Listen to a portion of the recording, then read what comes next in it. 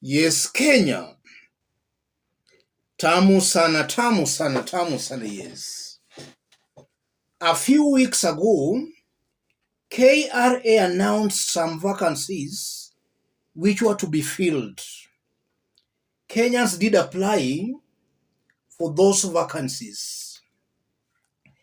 It's now emerging that out of 1,406 vacancies, two tribes, the Kikuyus and the Kalenjins, took home 788 vacancies, translating to 57%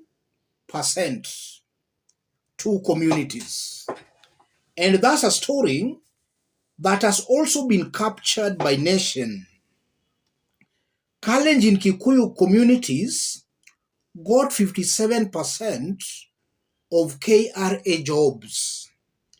The taxman has admitted that there was intense political interference and horse trading in the recent recruitment of revenue service assistants, RSAs, which saw two dominant ethnic communities take 57% of the 1406 vacancies.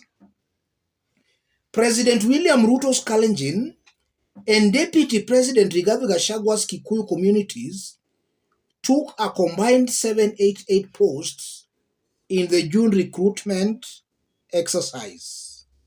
Kenya Revenue Authority KRA Acting Commissioner General Rispa Simiyu said 403 Kalenjins and 385 Kikuyus were hired as RSAs, representing 56.8% of the total recruitment.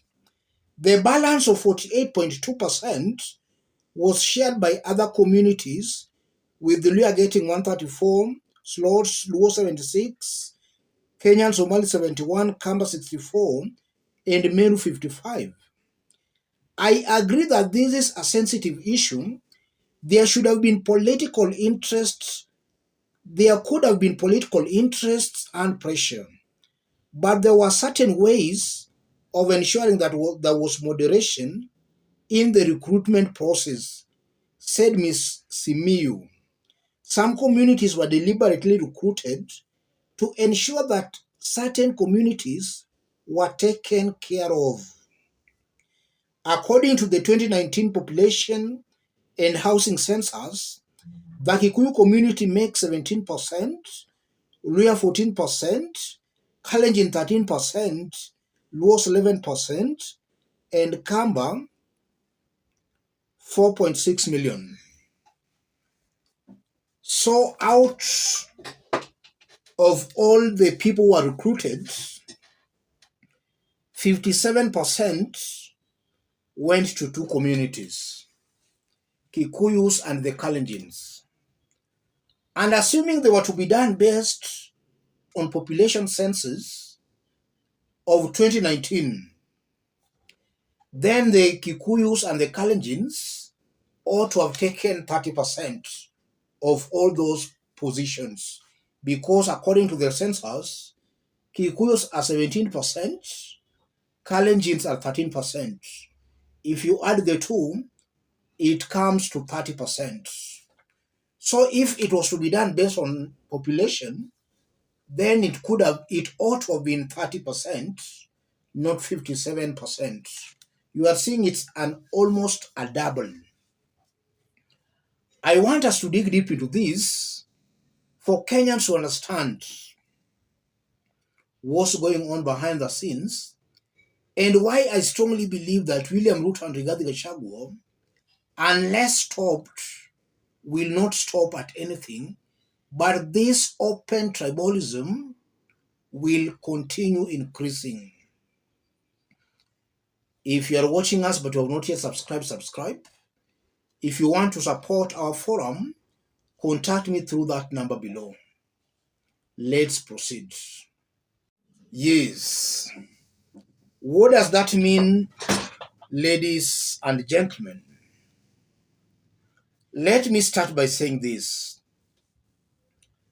We still remember 2013 when William Ruto and Uhuru Kenyatta formed Ruto's government. Out of all the positions William Ruto was given, he only appointed Kalenjins. That was in 2013. At that time, he used to defend himself that he was not the appointing authority. That's how he used to defend himself. While it was very clear that he only proposed Kalenjins to fill the slots Uhuru Kenyatta gave him.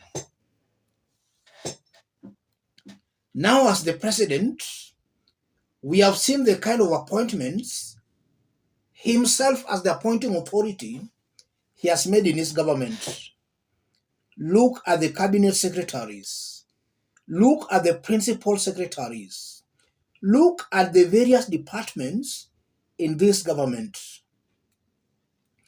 Top positions are going to Kalenjins and the Kikuyus. And mainly they are going to the Kalenjin nation. So a William Ruto of 2013 is the same William Ruto of 2023.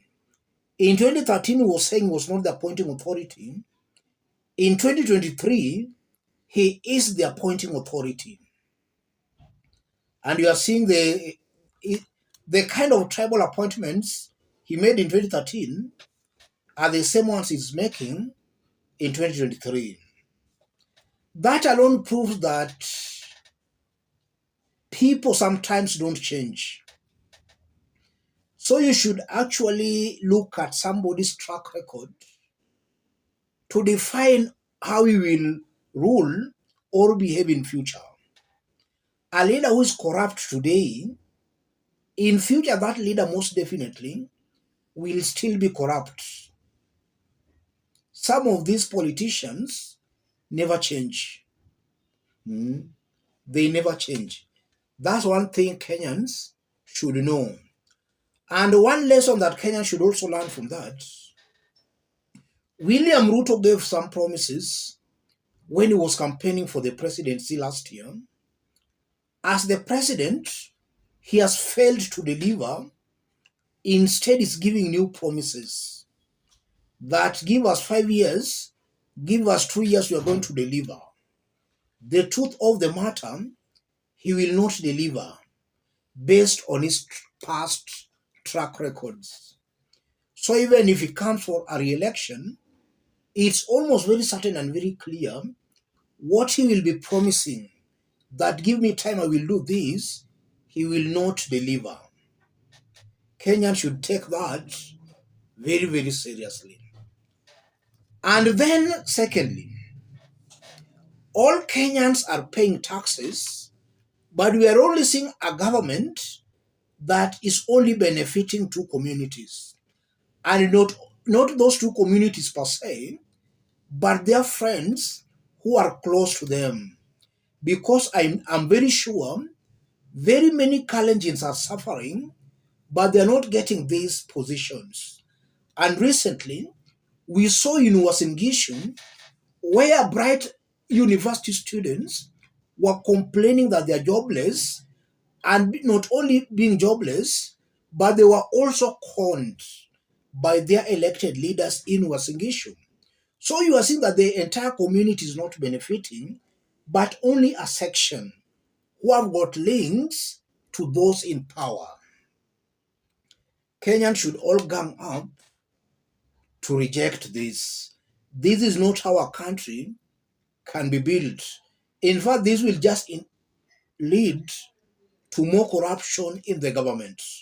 In Kenya now, or rather in a William Ruto's government, if you don't know any person or if you don't have any connection, chances of you getting a job in or even a service in this government are almost zero. That's something coming out very, very clearly. The government is coming out as now the most tribal organization we have in Kenya, courtesy to William Ruto and the team of corrupt individuals he did appoint in the government. So Kenyans should actually wake up. Kenyans should reject tribalism, and Kenyans should reject all this favoritism we are seeing in Ruto's government. Let's meet in our next analysis. If you are watching us but you have not yet subscribed, subscribe, give this video a like. If you want to support our forum, I've pinned my number on the comment section. Contact me through the number. Let's meet in our next analysis.